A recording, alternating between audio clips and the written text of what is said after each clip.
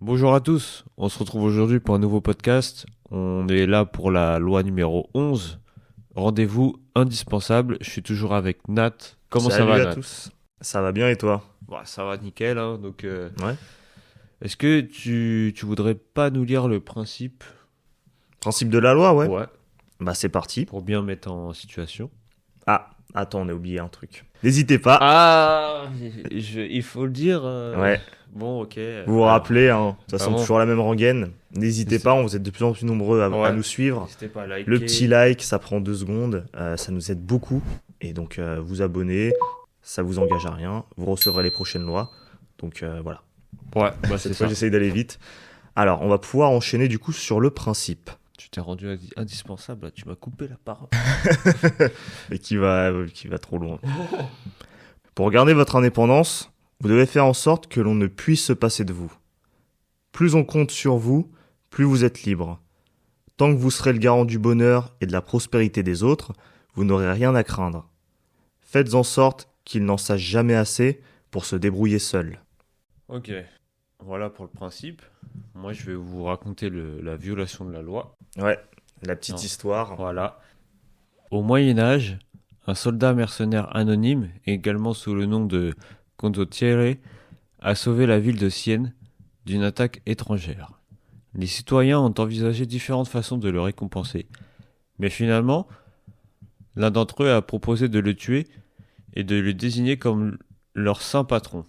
Le comte de Carmagnola était un célèbre condottiere qui a été rappelé à Venise en 1442, où il a été accusé à tort d'un crime et décapité en public sur la place Saint-Marc, suscitant l'horreur des citoyens. L'interprétation: beaucoup de condottieri renommés de la Renaissance italienne ont subi un sort similaire à celui du saint patron de Sienne et du comte de Carmagnola. Même s'ils ont remporté de nombreuses batailles, ils ont fini par être bannis, emprisonnés ou exécutés. Le problème était qu'il y avait trop de condottieri talentueux et courageux, donc ils étaient facilement remplaçables et leur vie ne valait pas grand-chose.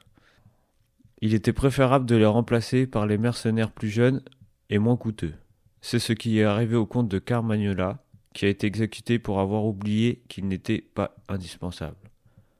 Ce sort attend également ceux qui ne sont pas irremplaçables. Pour éviter cela, il est important de s'assurer que vous êtes le seul à faire ce que vous faites et que votre sort est lié à celui de ceux qui vous emploient. Sinon, vous pourriez vous retrouver sur le pont des soupirs, comme les condottieri. Alors, C'est une loi un peu, enfin c'est une violation de la loi qui est assez forte quand même là pour ouais. le coup, parce que Bah, tu te j'ai dis, l'impression que tu sais, t'as les deux, genre t'es en mode tu dois manipuler la personne, en fait. Tu sais, il faut qu'elle soit dépendante de toi aussi. ouais c'est ça. Mais là en l'occurrence ils ont pas trop fait ça. Bah non, en fait, Ils ont été dévoués jusqu'au bout et on les a achetés comme des vieilles en chaussettes. fait, ils ont été loyaux, ils ont fait leur service Ouais. comme il fallait, mais Ça me fait penser aux je sais pas aux ouvriers, aux gens qui sont tu sais un peu les gens que tu vois les manifestations syndicales dans les ouais, Vosges ou je sais pas où, t'as des fermetures d'usines et tous ces gens qui ont passé 30 40 années de leur vie à se buter cette pour boîte. le travail, ouais, pour le taf, pour cette Ouais, boîte, ouais. pour les relations qu'ils avaient, pour la confiance qu'ils mettaient dans cette boîte, dans ses valeurs, dans le produit, à vraiment donner leur vie à cette boîte. Et ben boum, la boîte elle décide de fermer l'usine, Ouais. elle se barre, hop, terminé. Ouais, bah c'est ça. Plus, on va aller chercher des gens à l'étranger, Bah, en plus Chine, jeune, en Inde plus jeune, même. moins cher. Ouais, c'est ça, on délocalise, moins cher, plus jeunes, ils vont travailler. Parfois il y a même des gosses, j'imagine. Mais Donc, tu sais, ça me ça fait va. penser aussi, genre, ce que j'avais un pote à moi, Ouais, tu sais, qui font les transports et tout. Ce mec-là, en fait, il arrêtait pas de se plaindre parce que souvent ses patrons, ils commençaient à prendre des Polonais, ah ouais, vu qu'ils sont 2 fois moins chers. ouais, Lui, le salaire, je crois, de base, c'est d'au moins 2000 ou 2005, et un ouais. Polonais, il prenait 800 balles, tu vois. Ah ouais. Donc, tu te dis, ah, ok. Ouais, bah c'est clair. Enfin, c'est vraiment.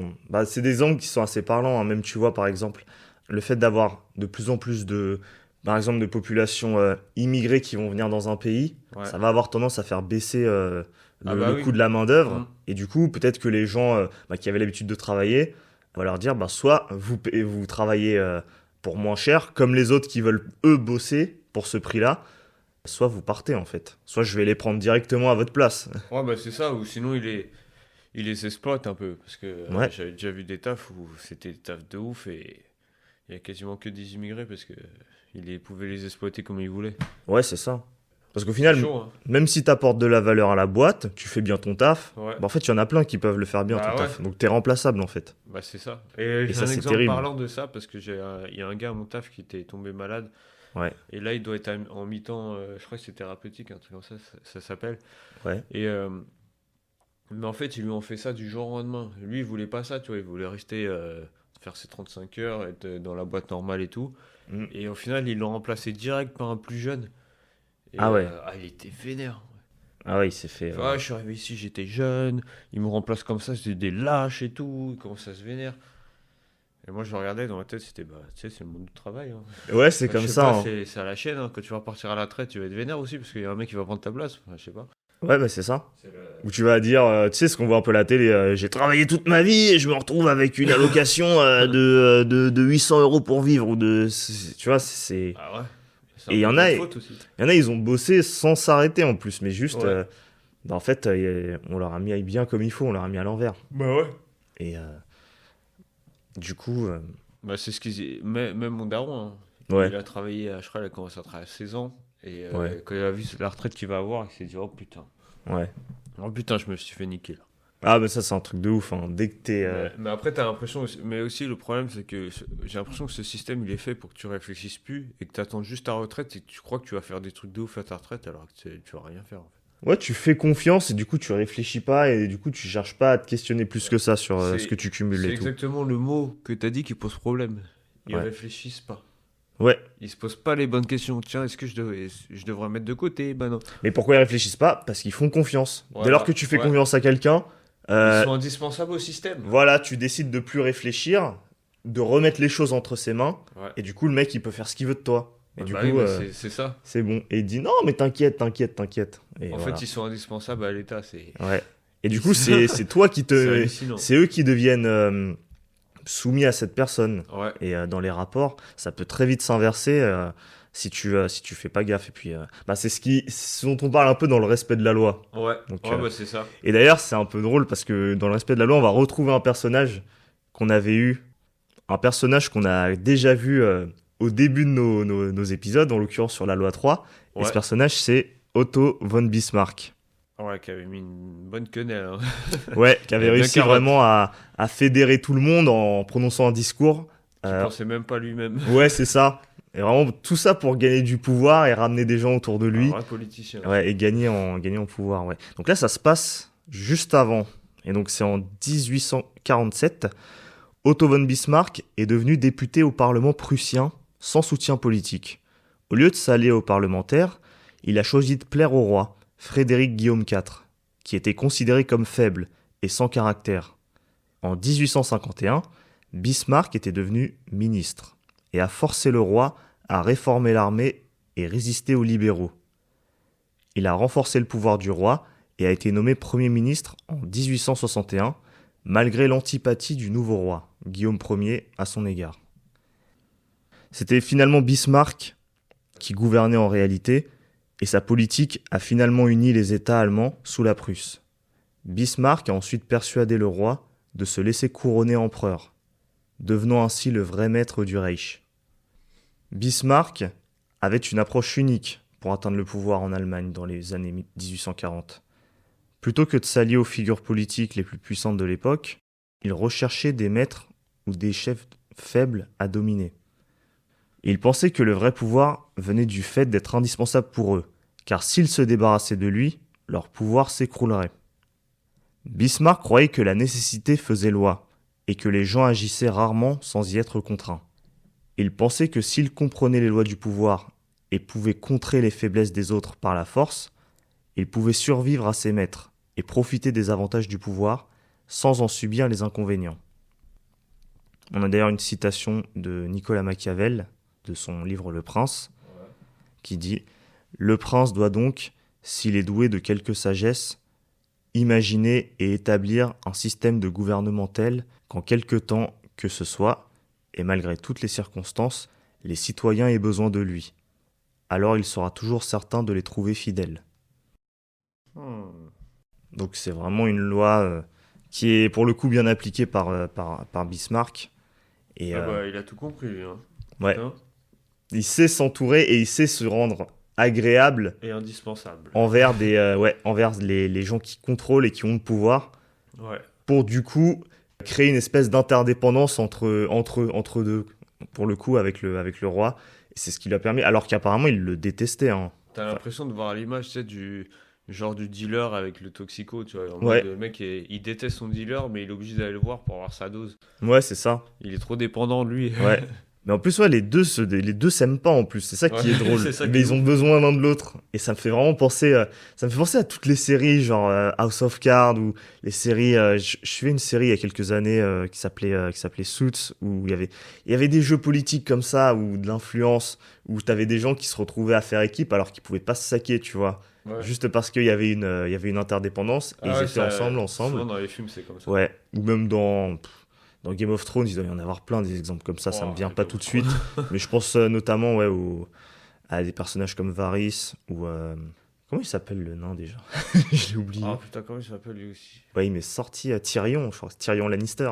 Mais il se retrouve très souvent à devoir courber Ah, lui, l'échine il est obligé, ouais. devant des personnes qui ne peuvent Il pas est trop saquer. fort, lui, en plus, pour Ouais. ça. Un vrai hypocrite, tu vois. Ah ouais, mais c'est exactement ça. Franchement, c'est les séries qu'il faut regarder pour le coup. Mais en gros, à mon taf, j'ai une meuf, elle est comme ça, et genre, t'as ma chef. La dernière fois, j'ai vu une scène comme ça et ça m'a fait rire. Genre, Ouais. t'as ma chef et t'as la meuf là que je te parle, elle est en train de dire ouais, l'autre là-bas, c'est une connasse, elle a fait ça, ça, ça, ça.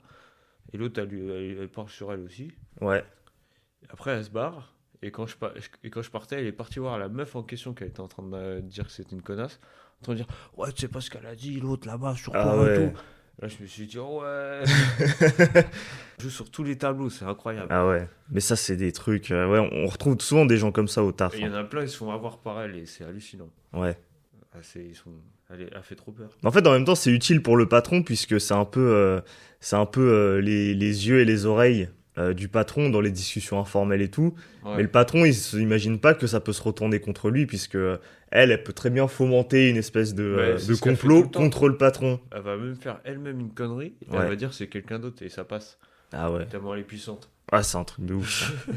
Je te jure, elle est trop forte. Ah ouais. Elle est trop puissante. On va passer aux clés du pouvoir. Ouais. Moi, je pense que je vais lire les clés du pouvoir et je te laisse l'image et l'autorité. Allez, c'est parti. Le pouvoir ultime est d'obtenir des autres ce que l'on souhaite sans les forcer ni les blesser. La dépendance est un moyen de parvenir à cette situation. Il est possible de créer une relation de dépendance en s'impliquant étroitement dans le travail de son maître, au point que le fait de s'en écarter causerait des difficultés considérables, voire le laisserait sans défense. Une fois que cette relation est établie, on a les mains libres pour exercer une influence suffisante sur le maître pour qu'il se plie à notre volonté. Les alliés, les pions ou les maîtres fantoches sont nécessaires pour obtenir le pouvoir et l'indépendance ne garantit pas le pouvoir. Et l'indépendance ne garantit pas le pouvoir. Il est donc préférable de rendre les autres dépendants de soi au point que leurs besoins nous garantissent une certaine liberté. Un exemple célèbre est celui de Louis XI et son astrologue. Quand l'astrologue a prédit la mort d'une dame à la cour, Louis XI craint que l'homme soit si versé dans sa science qu'il pouvait menacer le roi lui-même. Mais plutôt que de le tuer, il a testé la compétence de l'astrologue en lui demandant de prédire sa propre mort. Et quand l'astrologue a répondu lorsqu'il mourrait 3 jours avant le roi, Louis XI a décidé de ne pas le tuer, car il était devenu trop précieux. Asservir les autres est un moyen efficace d'obtenir le pouvoir, et posséder un talent ou une compétence irremplaçable est un moyen idéal d'y parvenir.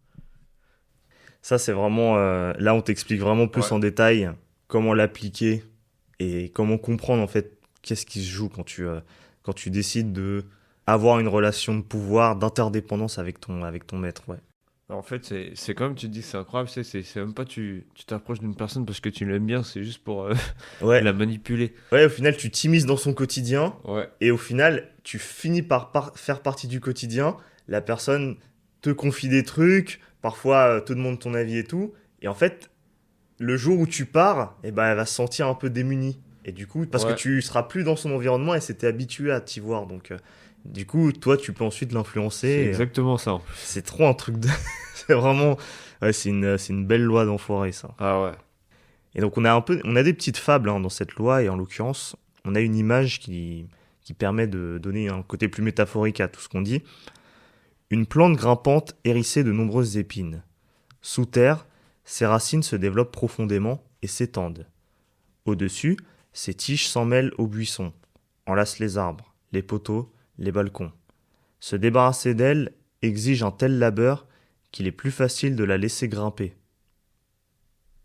Ouais, donc ça fait penser un peu bon, c'est pas une plante épineuse, mais le lierre, c'est un peu comme ça, tu vois. C'est le truc, ça pousse partout. Et pour le dégager, c'est une vraie. Au début, Ouais, tu dis c'est joli. C'est vrai, c'est Ouais. compris, quoi. Et après, le lendemain, tu le vois, ça a pris tout ton balcon, tout ton mur, et t'es en mode, oh putain, merde, comment je vais virer tout ça? Du coup, sur l'autorité, encore une fois, on retrouve Balthazar Gracian, l'homme de la cour, traduit par Amelot de la Houssaye, qui nous dit se rendre toujours nécessaire. L'homme d'esprit aime mieux trouver des gens dépendants que des gens reconnaissants. Tenir les gens en espérance, c'est courtoisie. Se fier à leur reconnaissance, c'est simplicité. Car il est aussi ordinaire à la reconnaissance d'oublier qu'à l'espérance de se souvenir. Vous tirez toujours plus de celle-ci que de l'autre. Dès que l'on a bu, l'on tourne le dos à la fontaine. Dès qu'on a pressé l'orange, on la jette à terre. Quand la dépendance cesse, la correspondance cesse aussi, et l'estime avec elle. C'est donc une leçon de l'expérience qu'il faut faire en sorte qu'on soit toujours nécessaire, et même à son prince. Donc c'est dans la continuité de ce qu'on dit. Hein. Bah, Ah après, oui, c'est non, dit avec des termes plus... un vocabulaire plus riche, plus à l'ancienne, donc c'est un peu compliqué, ouais, mais l'idée c'est de comprendre que ouais, tu dois toujours être nécessaire. ah Dès ouais. lors que tu n'es plus nécessaire, tu seras menacé. Et quand quand tu deviens nécessaire, il faut aller chercher à ce que l'autre te soit aussi nécessaire, histoire de créer une forme Bah ouais, d'interdépendance. parce que là, je me suis dit, quand j'écoutais tout ça, je me suis dit, imagine que les gens qui nous écoutent, ils se disent, putain, je crois que je suis dépendant de quelqu'un. Tu sais, ils prennent conscience, là, ils se disent, Ouais, putain, merde, à chaque fois que j'ai un truc, il faut que j'appelle cette personne. Ah, merde, je suis trop dépendant de celle-là. ouais, après, il y a un équilibre, je pense, à trouver hein, Ouais. au niveau de ça.